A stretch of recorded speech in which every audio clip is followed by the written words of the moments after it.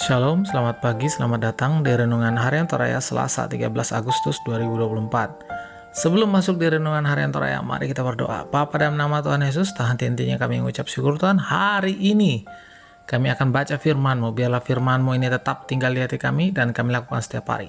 Di dalam nama Tuhan Yesus. Haleluya, amin.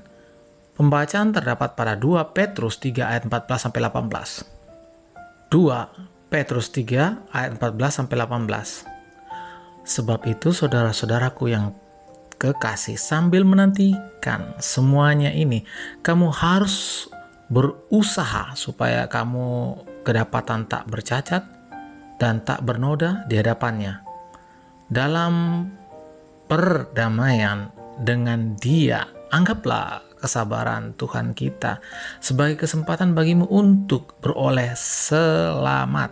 Seperti juga Paulus, saudara kita yang kekasih, telah menulis kepadamu menurut hikmat yang dikaruniakan kepadanya.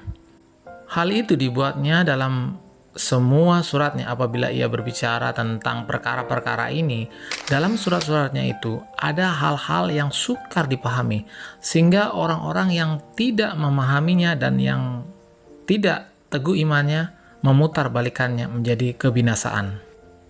Mereka sendiri sama seperti yang juga mereka buat dengan tulisan-tulisan yang lain. Tetapi kamu, saudara-saudaraku yang kekasih, kamu telah mengetahui hal ini sebelumnya. Karena itu waspadalah supaya kamu jangan terseret ke dalam kesesatan orang-orang yang tidak mengenal hukum, dan jangan kehilangan peganganmu yang teguh, tetapi bertumbuhlah dalam kasih karunia dan dalam pengenalan akan Tuhan dan Juru Selamat kita, Yesus Kristus. Baginya kemuliaan sekarang dan sampai selama-lamanya. Amin. Tema hari ini adalah Hari Tuhan. Datangnya Hari Tuhan merupakan salah satu pengharapan yang sangat kuat. Hidup dalam jemaat mula-mula, ia bukanlah hari yang menentukan, akan tetapi hari saat segala sesuatu diperbarui dalam kasih Tuhan. Pengharapan itu berdasarkan pada ajaran-ajaran Yesus tentang akhir zaman. Kedatangannya kembali, kebangkitan, dan lain sebagainya. Rupanya ajaran ini telah membangkitkan berbagai respon di kalangan orang Kristen. Tidak jarang jatuh ke dalam kesesatan. Hal itu bisa terjadi ketika yang menjadi pusat perhatian dan perenungan hari Tuhan adalah soal waktu kedatangan Yesus Kristus kembali, jam, tanggal, bulan, dan tahun. Bacaan ini merupakan satu pengingat sekaligus nasihat tentang apa yang utama dalam hidup jemaat dalam menantikan hari Tuhan.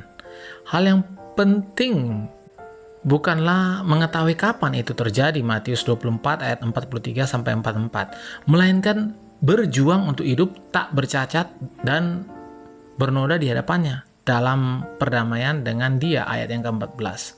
Orang Kristen senantiasa diajak untuk terus menggumuli hidupnya hikmat, menimbang pengajaran yang benar di tengah rupa-rupa pengajaran sesat, ayat yang ke-15 sampai ke-17. Ayat yang ke-17 menekankan pentingnya mengenai hukum, mengenal hukum dan tidak kehilangan pegangan yang teguh. Pada akhirnya, hal yang utama adalah jemaat dapat bertumbuh dalam anugerah dan pengenalan akan Tuhan dan Juru Selamat, yaitu Yesus Kristus, ayat yang ke-18. Pada zaman ini, pesan firman Allah menyapa kita dalam kehidupan beriman. Kita dengan mudah mendapati dalam media sosial berbagai ajaran atau gaya hidup yang tidak lagi berpadanan dengan kehendak Kristus. Tak ayal dengan mudahnya kita menyimpan ajaran dan gaya hidup yang menyimpang.